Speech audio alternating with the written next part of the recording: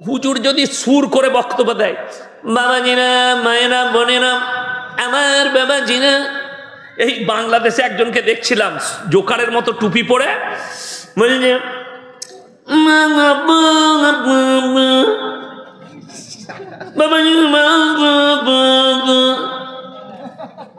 আস্ত পাগল গরু গাধা।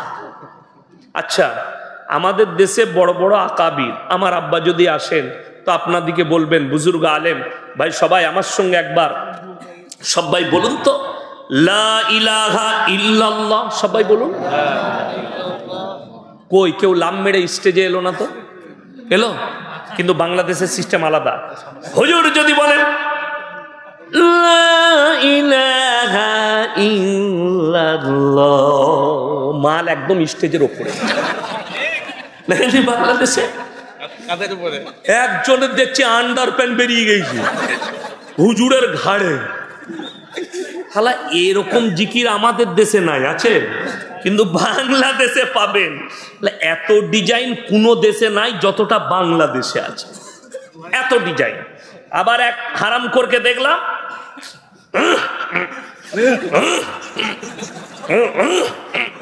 শালা এই জিকির হয়, আশ্চর্য জিকির। আমাকে মাঝে মাঝে ভয় লাগে, কি বলেন আল্লাহ, এই জিকিরটা হাদিসে কোরআনে কোথাও দেখি না, কিন্তু বাংলাদেশে আছে। এরা সব বাউল বুষ্টম। আমার ভাই গল্প গুজব করে এই হুগলিতে, আমি মসজিদে শুয়ে আছি, যেমন ছিলাম, আমাকে ডেকে নিয়ে এলো। আমি তখন প্রস্রাব করে মুখ হাত ধুয়ে যাচ্ছি, এই মাত্র স্টেজে, রাস্তায় হেঁটে যাচ্ছি, স্টেজ একটু দূরে। তো ওই ছেলেটা বায়ান করছে, দুটো বায়ান করেছে, দুটোই হচ্ছে কোরআন বিরোধী এবং আল্লাহ বিরোধী, রসুল বিরোধী, আল্লাহ বিরোধী। কেউ যদি আল্লাহর বিরুদ্ধে কথা বলে, সে মুসলমান থাকবে না, কাফের হবে, কাফের হয়ে যাবে। শুনেলেন কি আল্লাহর বিরুদ্ধে?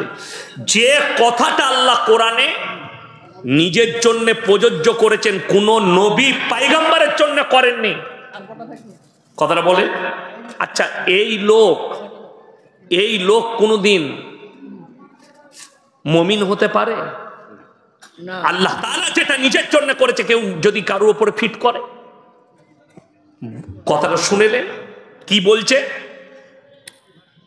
আমার বাবাজিরা, মায়েরা, বোনেরা, আর যদি সুর করে বলে, মেয়েরা বলে কি গলালো, বলে বুঝলি কিলো, বুঝে নাই কিচ্ছু, খালি হুজুরের গলাটা ভালো এটা বুঝতে পেরেছে। আর আমাদের দেশে তো সুরে জলসা শেষ, সুর করে সুরেতে জলসা শেষ, বুঝলি কি, হুজুর বুঝিনি কিছু, হুজুরের খালি গলাটা ভালো ছিল। কি বায়ান করছে আমার ভাইয়েরা, আমার বাবাজিরা, মায়েরা, বোনেরা? বড় পীর আব্দুল কাদের জিলানী এত বড় পীর ছিলেন, এত বড় পীর ছিলেন, এত বড় পীর ছিলেন, গোটা পৃথিবীর যতগুলো সমুদ্র আছে, নদী আছে, যত পানি আছে, আমার বাবাজিরা, সব পানিগুলো যদি কালি করে দেওয়া হয়, আর গাছগুলো যদি কলম করে দেওয়া হয়, আর পৃথিবীর মানুষ যদি বড় পীরের প্রশংসা লিখতে শুরু করে, আমার বাবাজিরা, সমস্ত পানি শেষ হবে, কিন্তু বড় পীরের প্রশংসা লেখে শেষ করতে পারবে না। জোরে বলুন নাউজুবিল্লাহ।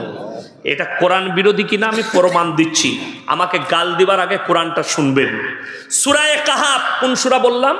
সূরা কাহাফ, একবারই শেষ আয়াতের আগের আয়াত, কুল্লাউ কানাল বাহরু মিদাদাল লিকালিমাতি রাব্বি লানাফিদাল বাহরু ক্বাবলা আন তানফাদা কালিমাতু রাব্বি ওয়ালাউ জিনা বিমিথলিহি মাদাদা।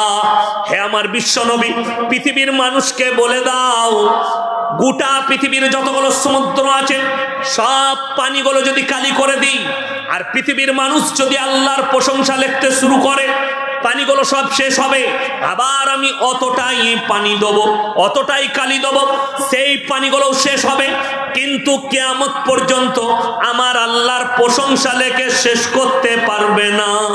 জোরে বলুন সুবহানাল্লাহ। আল্লাহ এটা কার জন্য বললেন? নবীর জন্য নয়, শুধুমাত্র আল্লাহ নিজের জন্য প্রযোজ্য করলেন, আল্লাহ নিজের প্রশংসা করলেন। বাকি পৃথিবীর কোনো ব্যক্তি নিজের প্রশংসা করার যোগ্যতা রাখে না, একমাত্র আল্লাহ রাব্বুল আলামিন রাখে। এই মূর্খ বক্তা, গাঁজাখোর বক্তা, সিন্নিখোর বক্তা, গুটকাখোর বক্তা, জিলাপিখোর বক্তা ওই জায়গাটা, ওই কোরআনের আয়াতটা বড় পীরের নামে ফিট করছে। আজকে যদি বড় পীর আব্দুল কাদের জিলানী রাহমাতুল্লাহ আলাইহি জীবিত থাকতো, এই হারামখোর গুলোকে কাফের ফতোয়া দিত। আরো ঘটনা শুনেলেন বাবাজিরাম, একজন ব্যক্তি বিয়ে করেছেন। বিয়েটা কাকে করেছেন? একজন হাফিজে কোরআনকে। এই আয়েশা সিদ্দিকায় হাফিজে কোরআন তৈরি হয় না, হয় না? মেয়েরা হয়, কত মেয়ে পড়াশোনা করছে। কি বলছে? একজন হাফিজে কোরআনকে সাধারণ লোক বিবাহ করল।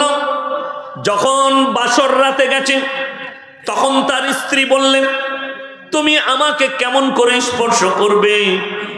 যেহেতু আমি হাফিজে কোরআন, আমার মধ্যে কোরআন আছে, তুমি আমার উপরে কি করে চাপবে?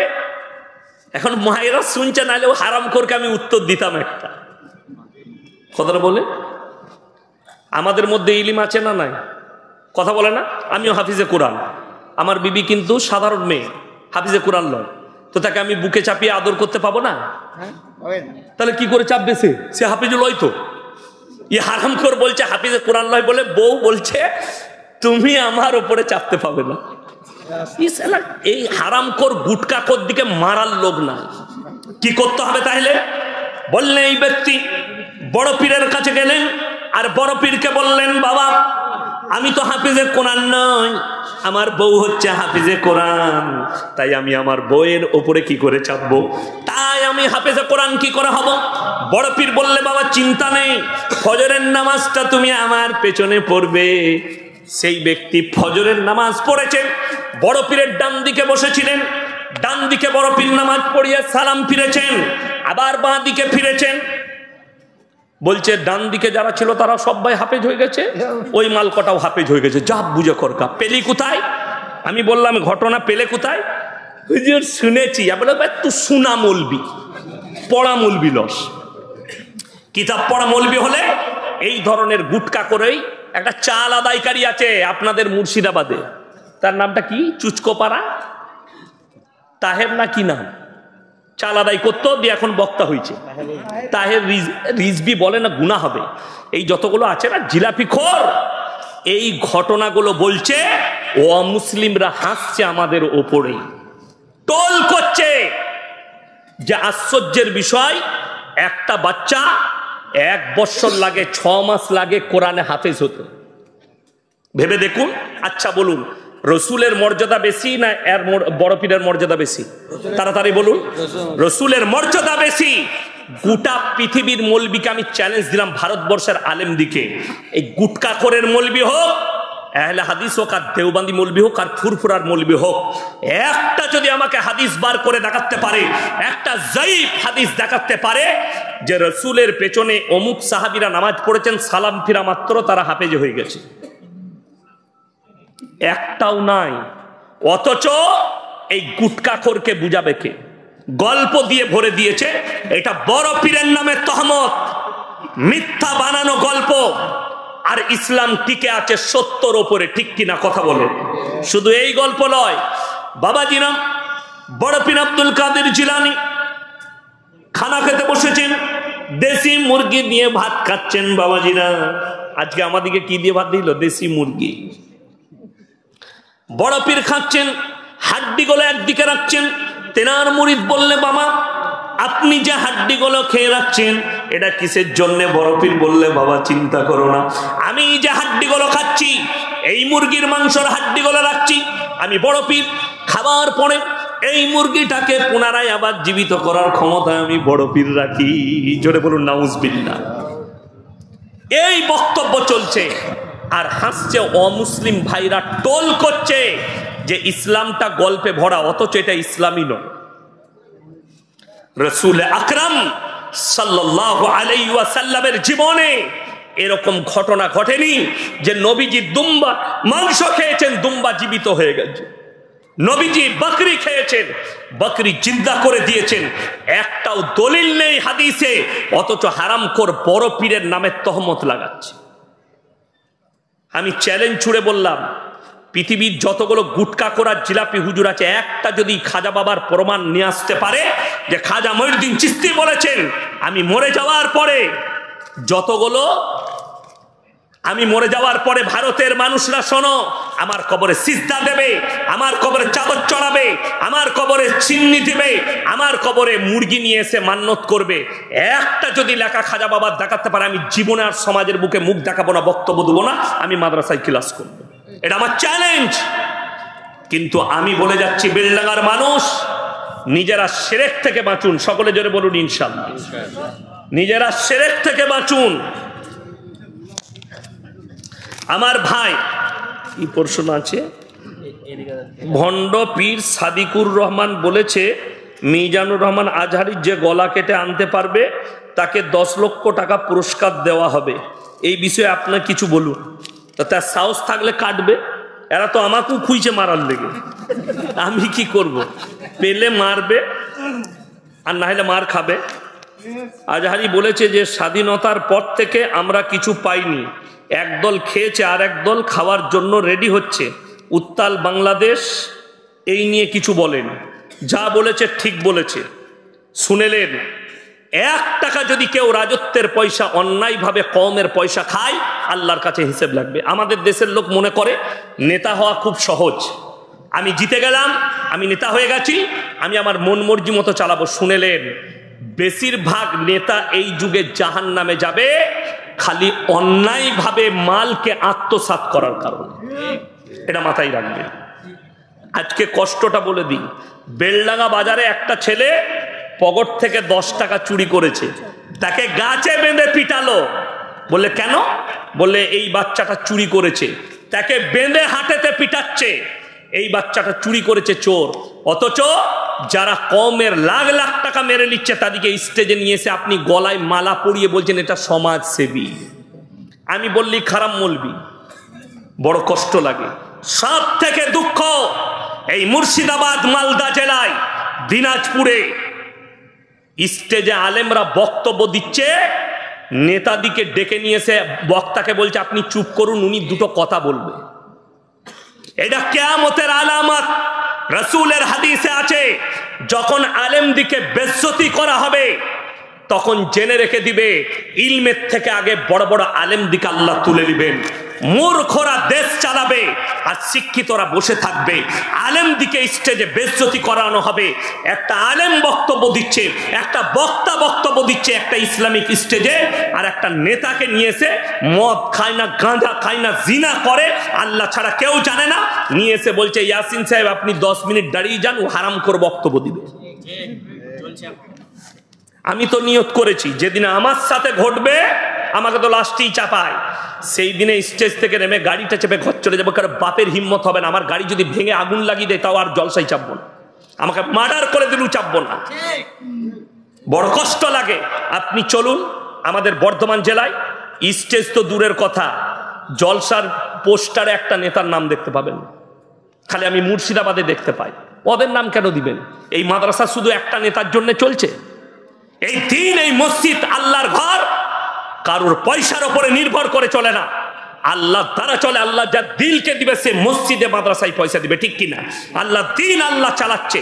আর আপনি ভরসা রেখেছেন একটা নেতা আমাকে 50,000 দিবে, সে জিনা করুক আর যাই করুন, একটা আলেমকে বেজ্জতি করে বস করিয়ে তাকে দিয়ে বয়ান করাচ্ছে। এর থেকে দুঃখ আর কি আছে? ওই জন্যে দুঃখের সঙ্গে বলছি এইসব কাজগুলো করবেন না। 2025 সালে 25শে জানুয়ারি সমস্ত গ্রহগুলো এক গতিতে এক সারিতে হবে বলছে বিজ্ঞানীরা। এই ব্যাপারে আপনি কিছু বলুন। কোন সালে? 25 সালে 25শে জানুয়ারি 25 কেজি গাঁজা খেয়ে বলেছে। 14ই ফেব্রুয়ারি ভালোবাসা দিবস পালন করে। কিছু বলে থাকুন এই ব্যাপারে। আমি তো বলেছি বেঈমান কাফের ইহুদিদের একটা মারাত্মক ঠান্ডা মাথায় চাল, মুসলিম দিকে জিনায় লিপ্ত করো। 14ই ফেব্রুয়ারি ভালোবাসা দিবস নয়, বেশ্যা দিবস। দেহ ব্যবসা দিবস, তারা নাম রেখেছে ভ্যালেন্টাইন ডে 14ই ফেব্রুয়ারি, কাজ হচ্ছে জিনা করা। তারা নাম রেখেছে রোজ ডে, কাজ হচ্ছে জিনা করা। তারা নাম রেখেছে চকলেট ডে, কাজ হচ্ছে জিনা করা। তারা নাম রেখেছে কিস ডে, কাজ হচ্ছে জিনা করা। এগুলো ঠান্ডা মাথায় জিনা করাচ্ছে।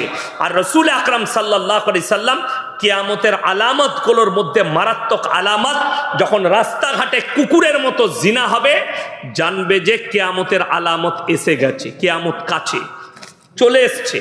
এয়ারপোর্টে যাচ্ছে, কাকে ছাড়তে? গার্লফ্রেন্ডকে। কি বুঝলেন? গার্লফ্রেন্ড কোথায় যাবে? মুম্বাই যাবে। এয়ারপোর্টে ছাড়তে এসছে, কি বুঝলেন? টেস্কি থেকে নেমে চলে যাবে। তুমি চলে যাচ্ছ, হ্যালো, কিস খাচ্ছে মুখে হারাম করে। এটা তো জিনা, স্পষ্ট জিনা। আমাদের দেশে দুঃখ কি লাগে জানেন? মুসলিমদের মেয়ে বোরকা পরে হিজাব পরে স্কুলে গেলে তাকে কোর্টে কেস লড়তে হয়। আর যারা ন্যাংটো বাজারে, এয়ারপোর্টে আর দিল্লিতে বোম্বাই খুঁজে বেড়াচ্ছে যে আর্টিস্টরা, তাদেরকে বলা হয় নাইস, বিউটিফুল, বিউটিফুল লুক। আর আমাদের ছেলেরা তো ওইগুলোই ভালোবাসে। ঘরে এসে বউকে বলছে তোকে না খেপির মতো লাগে, আর মোবাইল খুলে দেখাচ্ছে, দেখ হিমা মালিনী এখন বয়স হয়ে গেছে, তাকে কিরকম লাগছে, দেখ তোকে এরকম লাগে কেন? আরে হারামখোর, তোর বউটাকে একবার বহরমপুরে নিয়ে যা, পার্লারে একবার মেকআপ করা, হিমা মালিনীর থেকেও, মাধুরীর থেকেও ভালো লাগবে। হিমা মালিনীর বয়স হচ্ছে কত? 70 না কত? 74। কিন্তু তাকে আপনি ফিল্মে দেখবেন মনে হচ্ছে জানো 45 বছর বয়স। কি ওইটার নাম? মেকআপ। শাহরুখ খানের বয়স কত? 59। বুড়ো হয়ে গেছে, কিন্তু মেকআপে মনে হচ্ছে 14-20 বছর, 25 বছরের যুবক। ঠিক কিনা? শুনেলেন রসুলের হাদিস, যারা মুখেতে দাড়ি রাখবে এটা মরদের আত্মপ্রকাশ পাবে, পুরুষত্বের।